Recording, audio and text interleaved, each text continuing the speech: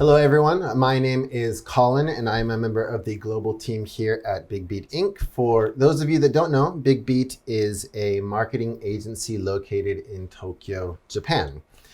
Today, I am joined by another member of our marketing team, Miss Akari Matsumoto. Hello. Hello, nice to meet you, everyone. My name is Akari Matsumoto, working at Bigbeat, dealing with global companies. Thank you, and nice to meet you all. Thank you very much for joining us today. You're a member of the global team, so that means that you work with a lot of inbound clients, right? Mm-hmm. So have you noticed any trends, especially recently, in regards to the types of industries that these inbound clients are in? Yes, recently we kind of deal with lots of IT related companies, also like SaaS, what we say. So yes, that is kind of the trends. Also, maybe some manufacturing industry and some medical industry. Gotcha. And so just in general, when going into a new country, the localization, everything is kind of difficult, I think. But I'm sure that there's a few things that inbound clients don't really know when they're first trying to make movements in Japan. Do you have any advice for any potential future inbound clients? Yes. So most of the companies, they just come in with no idea. So our first recommendation is to understand their goal of what they want to do.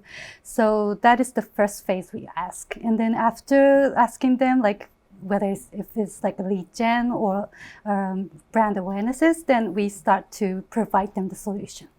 Awesome. Well, thank you very much. Yeah, that makes a lot of sense. Now, a lot of times when we think about doing marketing movements in a new country, we think about digital marketing, right? Can you tell us what kinds of things it's important to consider when starting to do digital marketing within Japan? Yes, first, so again, a kind of target is really important because we have massive ways to do.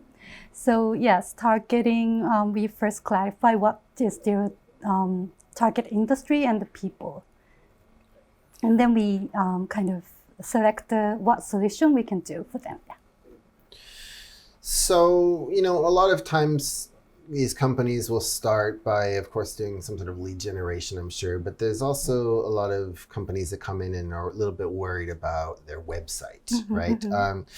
Is it possible to do digital marketing in Japan even though you don't have a Japanese website?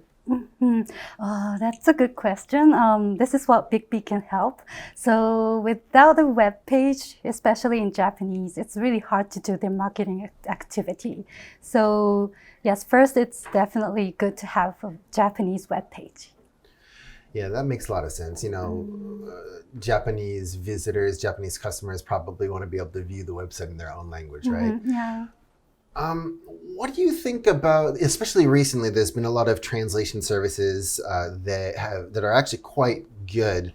How do you feel about websites that have been translated using those translation services? Actually, yes, we know there's like AI translated web page, and that is kind of a trend. However, when it comes to like, for example, SEO point of view, AI translated are not really natural Japanese. So that means it's not a really good way to promote. Therefore, we will kind of suggest to do a translation, localized translation.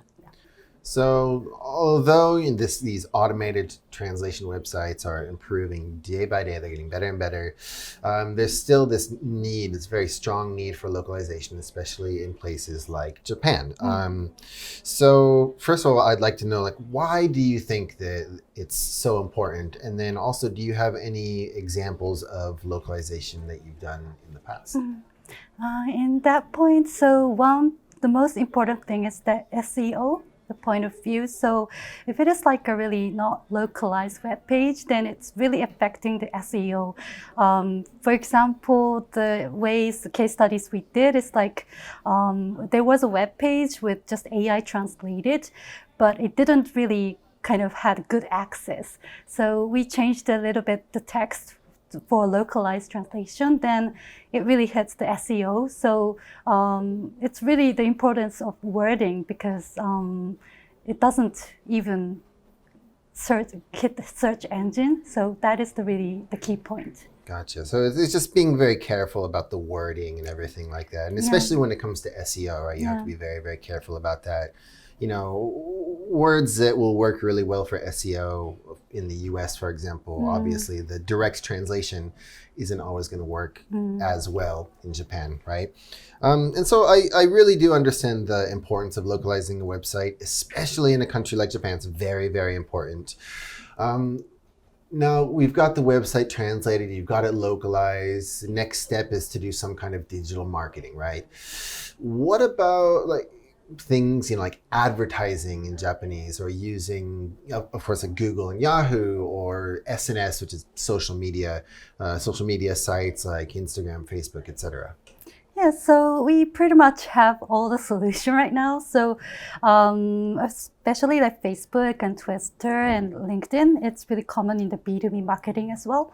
But we don't definitely suggest all the companies to do everything. Some companies maybe just do Facebook or maybe just LinkedIn, but it depends on their solution and their target. And it's actually kind of an interesting thing that a lot of the viewers at home probably don't quite know. But sometimes things are a little bit backwards in Japan when it comes to which websites to use.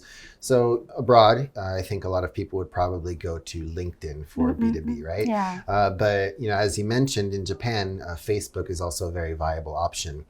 Another kind of interesting point is abroad, a lot of people might go to Google display or search ads, but in Japan, Yahoo is also a viable choice for those, right? Yeah. Perfect. Well, thank you so much for your time today. Thank you for your insight on all of these questions about localization and digital marketing. Before we finish up, do you have any closing remarks for the viewers at home? Okay, so yes, actually Bigbeat covers up all the solutions, of course digital, and also now it's a little bit different story, but physical events. So we kind of do the combination of online and offline. So yes, we're happy to help you all, and please contact Bigbeat. And speaking of which, she mentioned that there are a lot of more in-person events recently. If you want to know a little bit more about that, we actually have another video talking about exhibitions that you can check out on our YouTube page. Well, thank you so much for joining us today, and we hope to see you all again. Goodbye. Goodbye.